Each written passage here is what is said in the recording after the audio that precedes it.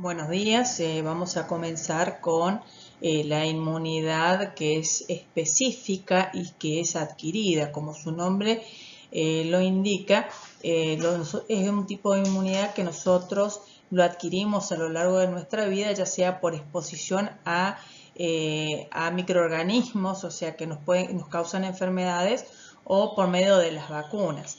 Este tipo de inmunidad es específica, responde ante determinadas moléculas que son los antígenos y tiene memoria inmunológica. Entonces tenemos que definir qué es lo que es un antígeno. Todos los microorganismos tienen moléculas diferentes sobre su superficie. Aquellas moléculas, por ejemplo, proteínas o polisacáridos grandes, pueden actuar como antígenos. Normalmente antígenos es aquella sustancia que tiene aquel microorganismo que es una molécula grande, o sea, moléculas generalmente muy pequeñas no actúan como antígeno. En la mayoría de los casos son moléculas que tienen un peso molecular superior a 8000 entonces es la forma que nuestro cuerpo responde a ese antígeno específico, a esa molécula que ese microorganismo tiene en su superficie. La inmunidad adquirida es específica porque está dirigida específicamente a un determinado patógeno y no a otro. Tiene memoria inmunológica. ¿Qué quiere decir eso? Que cuando nosotros nos volvemos a exponer a ese mismo patógeno, nuestro cuerpo reacciona tan rápidamente y vence a ese patógeno sin que manifestemos alguna enfermedad notoria. Bueno, existe básicamente dos tipos de inmunidad adquirida. La inmunidad humoral, que es la inmunidad que está mediada por anticuerpos, que son inmunoglobulinas. O sea, mientras que el microorganismo se encuentra en los líquidos circulantes, está expuesto a los anticuerpos, que tienen la capacidad de marcar, aglutinar, precipitar o lisar los microorganismos, y es efectiva contra virus, contra bacterias, contra protozoos y toxinas también, pero no contra células. Y la inmunidad celular, como su nombre lo dice, está mediada por células, esas células son los linfocitos T, que son capaces de reconocer células infectadas. O sea que una vez que el microorganismo se esconde dentro de la célula, ya no está disponible y ya no es efectiva la inmunidad humoral, y entonces la única forma de detectar esa célula infectada es a través de la inmunidad celular. Los linfocitos T son capaces de detectar células infectadas y destruir células infectadas. Bueno, antes de continuar con la inmunidad tenemos que hablar del complejo mayor de histocompatibilidad, que se lo puede abreviar como CMH. El complejo mayor de histocompatibilidad son antígenos que están presentes en todas las células nucleadas, o sea que no están presentes en los eritrocitos, que son células anucleadas, pero los eritrocitos tienen sus propios antígenos. Ya vamos a ver cuáles son. Existen dos tipos de complejo mayor de histocompatibilidad, el de clase 1 y el de clase 2. El complejo mayor de histocompatibilidad vendría a ser como el documento de identidad de cada una de las células y permite reconocer las células de nuestra economía. El de clase 1 está presente en todas las células del cuerpo, con excepción de las células del sistema inmunológico, que son células presentadoras de antígenos, y tampoco están en los eritrocitos. Y el complejo mayor de histocompatibilidad de clase 2 está presente en las células presentadoras de antígenos, como por ejemplo las células dendríticas, los linfocitos B, los macrófagos, y también en las células reticulares. Ambos, tanto el complejo mayor de histocompatibilidad de tipo 1 como de tipo 2, tiene un surco que sirve para presentar antígenos, y es codificado por 200 genes que están en el brazo corto del cromosoma 6 en el ser humano, y que, o sea, si son 200 genes combinaciones posibles, ¿no? Y además expresan, o sea, el fenotipo es codominante, o sea, se expresa los genes de ambos, los alelos de ambos progenitores. Entonces, no existe ninguna persona que tenga el mismo complejo o mayor histocompatibilidad de clase 1. Por eso que es complicado el trasplante de órganos o tejidos, que eso lo vamos a hablar más adelante. Bueno, comencemos ahora con la inmunidad humoral, que es la inmunidad mediada por anticuerpos. Entonces, tenemos que pensar que en nuestro cuerpo existen gran cantidad de linfocitos B que están inactivos, que son células más pequeñas, y que cada uno tiene anticuerpos específicos. Pero cuando ingresa un microorganismo, ese microorganismo tiene antígenos específicos. Entonces siempre va a haber algún linfocito B que tenga anticuerpos específicos contra ese antígeno.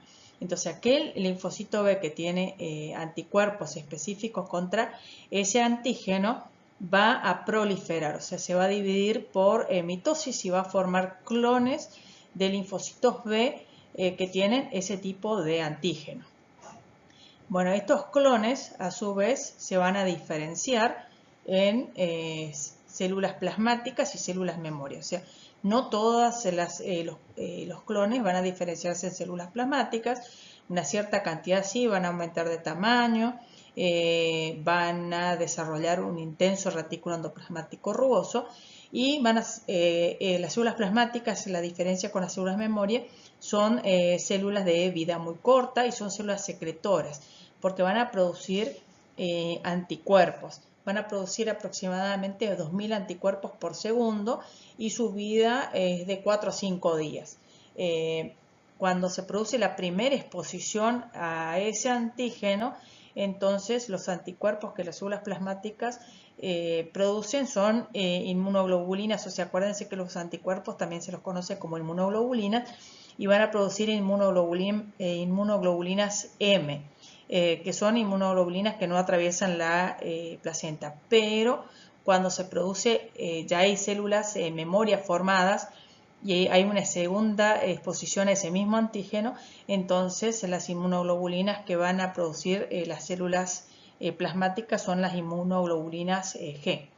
Bueno, entonces de estos clones de linfocitos B activados se van a diferenciar en células plasmáticas productoras de anticuerpos y una cantidad de linfocitos B activados van a transformarse en células memoria. Las células memoria son células más pequeñas, pero son de vida larga y normalmente se alojan en los órganos linfoides como los ganglios linfáticos en espera de un antígeno específico. Acá tenemos los diferentes tipos de anticuerpos. Los anticuerpos, también conocidos como inmunoglobulinas, son oligómeros formados por dos cadenas polipeptídicas pesadas y dos cadenas ligeras. La cadena ligera tiene 20 aminoácidos y la cadena pesada 40 aminoácidos. Están unidos mediante puentes disulfuro. Los anticuerpos tienen una porción variable, que es esta porción, o sea, la cadena pesada y ligera tiene en su extremo esta porción que es variable, y la porción variable es la responsable de la especificidad del anticuerpo y es el sitio donde se va a unir de manera específica a un antígeno en particular. En cambio, la porción variable, que es esta, ¿sí?, es la porción responsable de la difusibilidad del anticuerpo en los tejidos, o sea, la forma en que se difunde. La facilidad también le da la facilidad al anticuerpo para atravesar las membranas, le permite adherirse a estructuras específicas dentro de los tejidos y también permite la unión con el complejo del complemento. Tenemos anticuerpos que tienen dos lugares variables, como este es un anticuerpo bivalente, tenemos este que tiene 4, que es tetravalente, y tenemos este que tiene muchos lugares, tiene 10 lugares de unión para antígenos específicos y es un tipo de anticuerpo polivalente.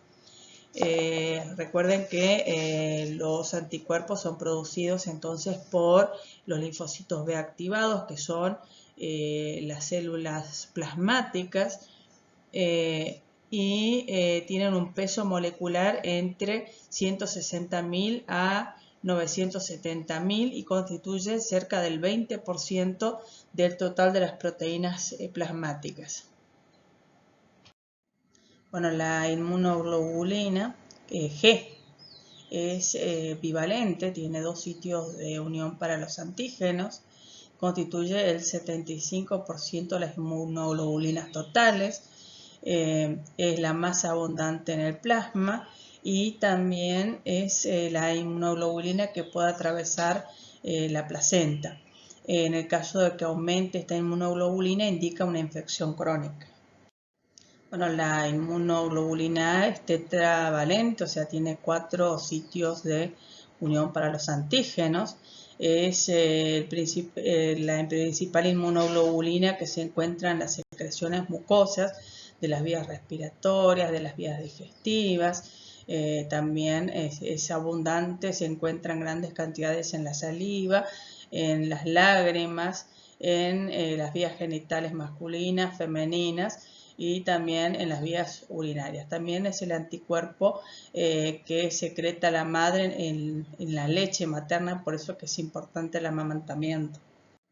Bueno, la inmunoglobulina M es la más grande de las inmunoglobulinas, es polivalente, tiene 10 sitios de unión antígenos, es la que aparece en la respuesta primaria cuando nos exponemos por primera vez a un determinado antígeno, y como es grande no atraviesa la placenta.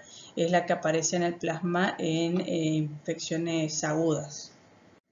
Bueno, la inmunoglobulina E es la menos abundante, o sea, constituye solamente un pequeño porcentaje y aparece en personas como respuesta a infecciones parasitarias o durante las respuestas alérgicas. Bueno, la inmunoglobulina D es la que está presente en los linfocitos B y sirve como sitio de reconocimiento al antígeno y es un tipo de anticuerpo que es bivalente, o sea, tiene 2 sitios de unión para los antígenos. Bueno, ¿cuál es el mecanismo de acción de los anticuerpos? Los anticuerpos pueden unirse a los antígenos de muchos microorganismos, como se muestra en esta imagen, aglutinándolos, y eso estimula la fagocitosis por parte de los macrófagos. Acá podemos ver cómo, por ejemplo, una bacteria está opsonizada y al estar opsonizada, marcada por los anticuerpos, entonces eso estimula la fagocitosis por parte de los macrófagos. También cuando se forman masas grandes aglutinadas de microorganismos, estos precipitan y entonces es más fácil su fagocitosis. La neutralización, ¿qué es la neutralización? Acá tenemos toxinas producidas por un microorganismo, que puede ser una bacteria, por ejemplo, y cuando a esas toxinas se unen los anticuerpos, eso evita que esa toxina pueda unirse a receptores de la membrana plasmática y así afectar a la célula receptora. Y cuando las toxinas están neutralizadas, también eso estimula la fagocitosis por parte de los macrófagos. También los anticuerpos pueden producir directamente la lisina del microorganismo, o también permitir, o sea, unirse a los microorganismos y permitir el anclaje con los componentes del complemento para estimular la fagocitosis. Bueno, antes se hacían las transfusiones de sangre y no entendían por qué algunas transfusiones eran exitosas y otras transfusiones no eran exitosas. El receptor terminaba muriendo y su sangre estaba hemolizada. Actualmente se sabe de que si la sangre del dador y el receptor no son compatibles, los anticuerpos que produce el receptor van a aglutinar la sangre del dador, o sea, aglutinar los anticuerpos unen a todos los eritrocitos formando una masa de eritrocitos, eso se conoce como aglutinación y una aglutinación verdadera porque sacudiendo esa sangre no se separan los eritrocitos. Y después vienen los macrófagos, acá se ve sangre aglutinada, se ve como coagulada, y acá vienen los eritrocitos, los eritrocitos, los leucocitos, los macrófagos, y se los fagocita, o sea, producen la hemólisis de los eritrocitos. Bueno, todas las células de nuestra economía tienen en su superficie proteínas que permiten el reconocimiento de lo propio de los genes, ¿no es cierto? Y esas proteínas que permiten reconocerse las células entre sí se conoce como antígeno de histocompatibilidad mayor, la sigla es HLA, antígeno de histocompatibilidad mayor. Pero los eritrocitos no tienen ese complejo de histocompatibilidad mayor, pero sí tienen antígenos propios. Los eritrocitos en su superficie tienen glucolípidos que determinan el sistema AB0 y tienen lipoproteínas que determinan el factor RH. ¿Qué tipo de glucolípidos están presentes? Son los eritrocitos.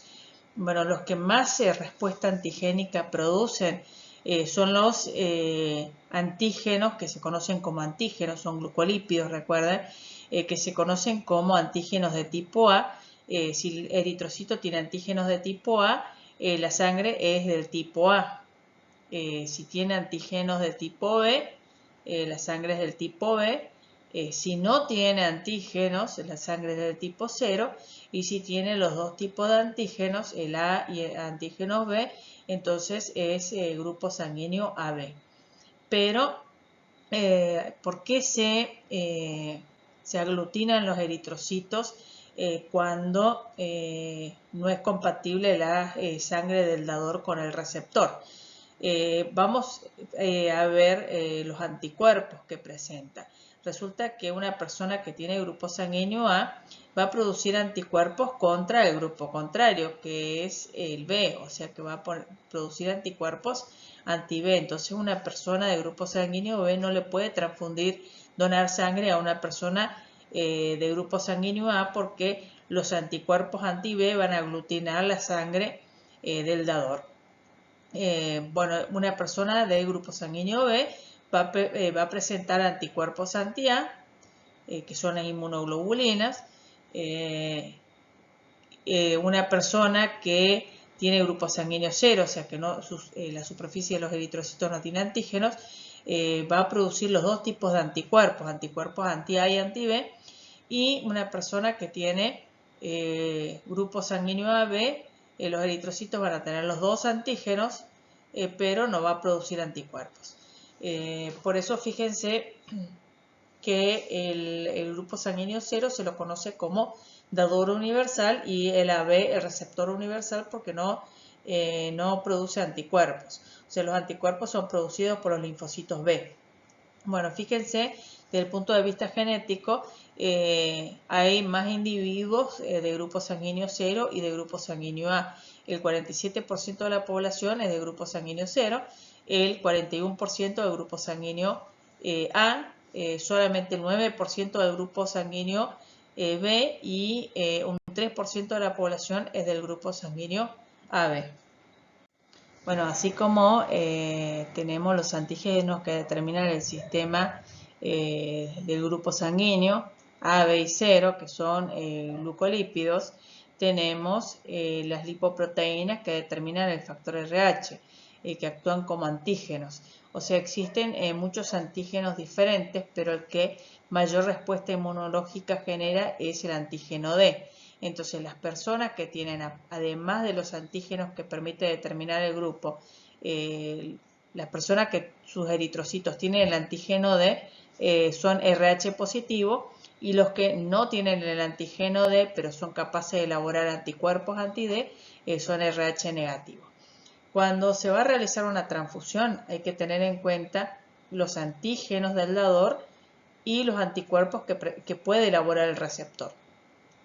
Por eso que si tenemos en cuenta los antígenos del dador y los anticuerpos que puede elaborar el receptor, elaboramos el siguiente cuadro. O sea, una persona de grupo sanguíneo 0 es obvio que puede darse a sí mismo, una persona de grupo B también puede darse a sí mismo, el A puede darse a sí mismo y una persona B también puede dar a otra persona AB. Pero sabemos que el 0, como no tiene antígeno sobre su superficie, se lo considera el dador universal porque le puede dar a una persona de grupo sanguíneo A una persona de grupo sanguíneo AB y a una persona de grupo sanguíneo B.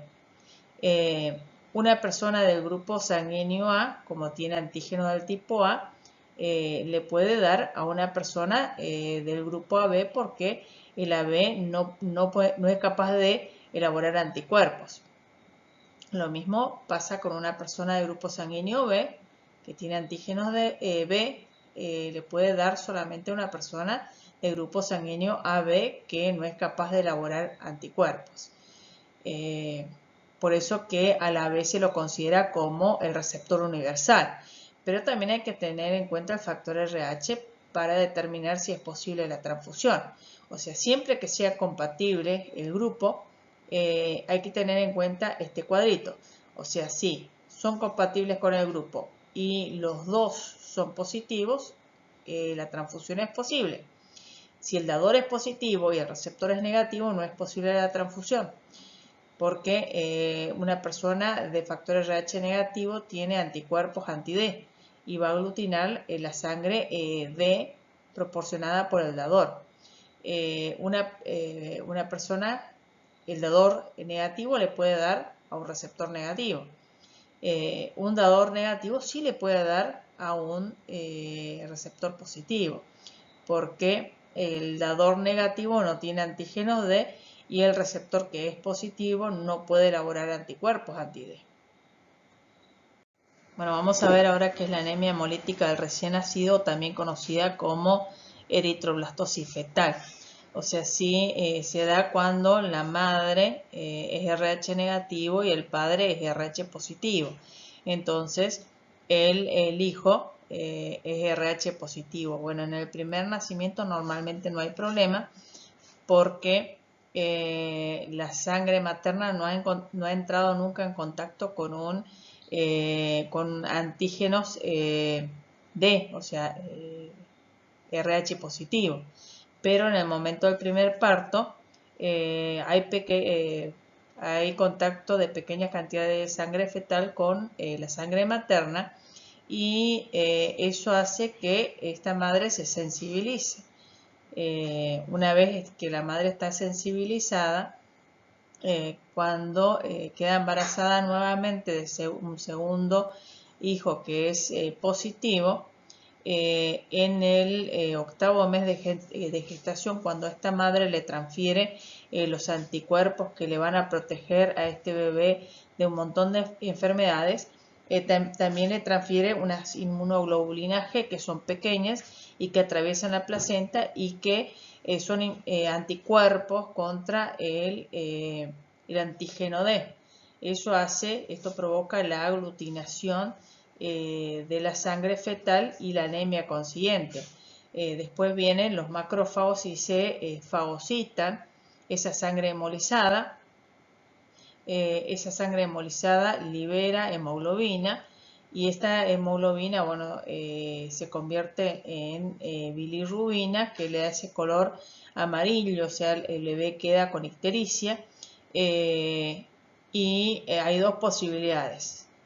O que se produzca la muerte fetal intrauterina o que se produzca un parto con un feto muerto o que nazca vivo con una ictericia muy grave, normalmente que se la puede salvar con una transfusión, pero normalmente quedan con daños neurológicos porque la precipitación de la bilirrubina produce daños a nivel del sistema nervioso. Bueno, la anemia hemolítica del recién nacido también se lo conoce como eritroblastosis fetal porque justamente este feto, para compensar esa anemia, producida por la aglutinación y la destrucción de los eritrocitos, toda su médula ósea, el vaso, el hígado, comienzan a producir grandes cantidades de eritrocitos que están inmaduros, que son nucleados y que son eritroblastos. Por eso también se la conoce como eritroblastosis fetal, porque pasan a la sangre elementos inmaduros. Bueno, como medida preventiva, cuando esta madre que es RH negativo y tiene su primer hijo positivo, como medida preventiva se le aplica parto gamma, entonces ella no forma anticuerpos, no se sensibiliza y entonces puede gestar y quedar embarazada nuevamente, o sea, no va a haber problema, no se va a producir la anemia hemolítica del recién nacido en un segundo embarazo que es positivo. Bueno, vamos a ver ahora la inmunidad celular, que es la inmunidad mediada por los linfocitos T. Recuerden que existen tres tipos de linfocitos T, los linfocitos T colaboradores o también conocidos como el helper, que se los representa como TH. Después los linfocitos T citotóxicos, también conocidos como verdaderas asesinas, que se los representa como TC. Y los linfocitos T supresores. Veamos ahora el mecanismo de acción de cada uno de ellos. Bueno, comencemos con los T citotóxicos. Los T citotóxicos tienen un receptor en su superficie que se conoce como CD8 y este receptor es capaz de unirse al complejo mayor de histocompatibilidad de clase 1 presente en todas las células. Entonces continuamente los T citotóxicos están patrullando y uniéndose a los complejos mayores de histocompatibilidad de tipo 1 que está presente en todas las células de nuestra economía, con excepción de los eritrocitos y también las células del sistema inmunológico. Entonces, cuando una célula es infectada por un virus, lo que hace es extraer antígenos de ese virus y lo expone en su complejo mayor de histocompatibilidad de clase 1.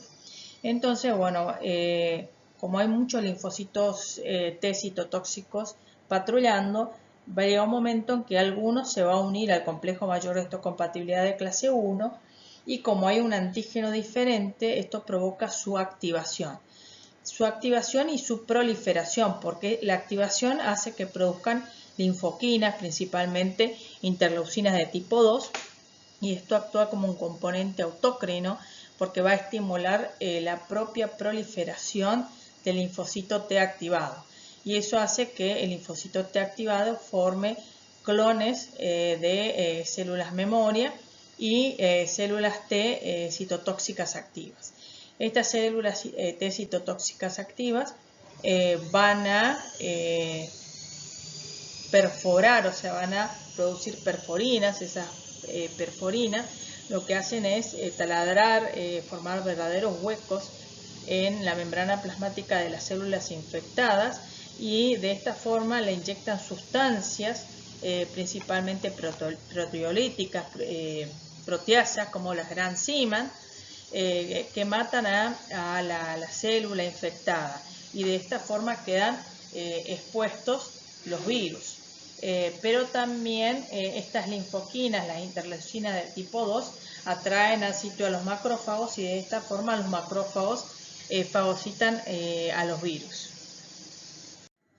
También los linfocitos T citotóxicos son capaces de reconocer y destruir células tumorales, así como también células de los tejidos trasplantados. Bueno, los linfocitos T colaboradores constituyen el 75% del total de las células, como su nombre lo indica, colaboran con o cooperan con las funciones del sistema inmunológico, regulando a casi todas las células del sistema inmunológico, producen interleucinas, o sea, citoquinas, principalmente las interleucinas 2, 3, 4, 5 y 6, también producen factor estimulante de colonia de granulocitos y macrófagos, también producen el factor beta de necrosis tumoral y el interferón gamma. Por eso es que son tan importantes, porque sin estas linfoquinas prácticamente el sistema inmunológico está paralizado. Bueno, esa es la causa por las cuales, porque el virus de la inmunodeficiencia humana destruye a los linfocitos T colaboradores y entonces prácticamente deja al cuerpo totalmente desprotegido. Existen dos mecanismos de acción de los linfocitos T colaboradores. Uno, porque los linfocitos T colaboradores tienen sobre su superficie una molécula receptora que se conoce como CD4, que es capaz de unirse al complejo mayor de histocompatibilidad de clase 2 que se encuentra en las células presentadoras de antígeno. Entonces, vamos a suponer que un macrófago se fagocita a un microorganismo, vamos a suponer un virus, entonces el macrófago va a exponer en su complejo mayor de histocompatibilidad de clase 2 ese antígeno. Entonces, cuando el T colaborador se une mediante la molécula CD4, este se activa y produce todas las linfoquinas, o sea, las que mencioné anteriormente, y también forma clones de linfocitos T colaboradores activos y células T de memoria. Por otro lado, recuerden que los linfocitos B también son células presentadoras de antígeno, porque cuando el linfocito B entra en contacto con o sea, su anticuerpo entra en contacto con algún antígeno específico, este presenta ese antígeno del microorganismo en su complejo mayor de histocompatibilidad de clase 2. Entonces, lo que ocurre es que el T colaborador que tiene la molécula CD4 se une a este complejo mayor de histocompatibilidad y detecta que tiene un antígeno diferente. Entonces, esto hace que el linfocito T colaborador estimule a las células B para que se activen, y estas células B, linfocitos B, al activarse producen células de memoria y células plasmáticas que son verdaderas fábricas de anticuerpos. Por otro lado, se produce un T colaborador que es de memoria y bueno, y este T colaborador activo también va a unirse a otros linfocitos B activándolos. La inmunidad puede ser activa o pasiva. Hablamos de inmunidad activa cuando estimulamos al organismo para que se activen los linfocitos B, estos proliferen, formen clones y formen células plasmáticas y células memoria, y las células plasmáticas elaboran los anticuerpos. Y bueno, después quedan las células memoria que recuerdan la infección y están preparados para un segundo ataque. Dentro de la inmunidad activa tenemos la inmunidad activa natural cuando nos exponemos a un determinado antígeno, ya sea nos exponemos a un virus o a una bacteria, contraemos la enfermedad, pero como se forman linfocitos B de memoria, entonces esos linfocitos B de memoria permanecen y en caso de una segunda infección ya responden en forma inmediata produciendo células plasmáticas y células memoria, y esas células plasmáticas producen tanta cantidad de anticuerpos que normalmente lisan, aglutinan, bueno, depende del mecanismo de acción y no se llega a manifestar la infección. En el caso de la inmunidad activa artificial es mediante la vacunación. Por medio de las vacunas nos aplican antígenos y nuestro cuerpo responde a esos antígenos produciendo anticuerpos. Pero también se forman células de memoria. En caso de una segunda infección, una infección posterior, el sistema inmune responde entonces en forma inmediata, rápida. Bueno, ¿cómo se elaboran las vacunas? Las vacunas se pueden elaborar con microorganismos vivos, pero inactivados o atenuados.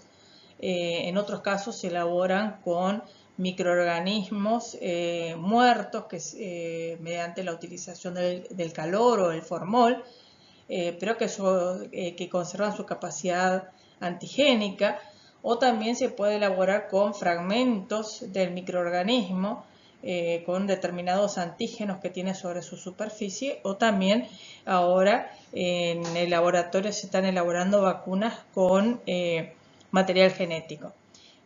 Bueno, aparte de los antígenos o el microorganismo muerto o inactivado, se usan coadyuvantes y de esa forma se elaboran las vacunas que se le inyecta a la persona para generar la inmunidad. Entonces, bueno, ese organismo va a reaccionar como si fuera ese microorganismo, bacteria o virus, y va a producir células plasmáticas y células de memoria que van a producir anticuerpos.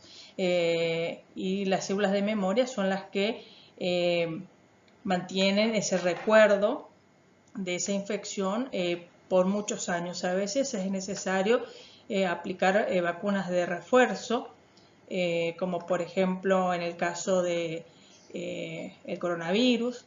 En el caso de la gripe también hay que aplicar una dosis cada año, pero ¿por qué? Porque se utilizan antígenos de las cepas que más están purulando en determinados años, ¿no es cierto?, en determinadas épocas. Y bueno, y a veces las vacunas producen efectos en el individuo, como por ejemplo un malestar generalizado, fiebre, que eso es algo normal porque nuestro cuerpo reacciona como si ese microorganismo que ingresó tiene toda su capacidad para infectar. Bueno, acá hay un cuadrito donde podemos ver los dos grandes tipos de vacunas.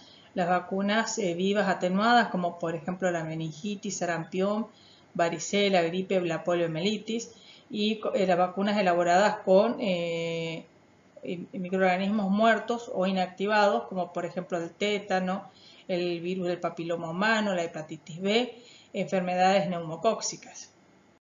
Bueno, inmunidad, hablamos de inmunidad pasiva, a diferencia de la activa, es cuando el organismo, el individuo recibe anticuerpos elaborados por otro organismo de la misma especie o de especie diferente. Como por ejemplo, acá tenemos la inmunidad pasiva natural y la inmunidad pasiva artificial. La inmunidad pasiva natural es cuando la madre en el octavo mes de gestación le transfiere los anticuerpos que a ella le protege contra las enfermedades que ella adquirió durante su vida o a la que ella está inmunizada. Y también durante la lactación, o sea, el amamantamiento, la leche contiene anticuerpos y entonces son transferidas de madre a hijo.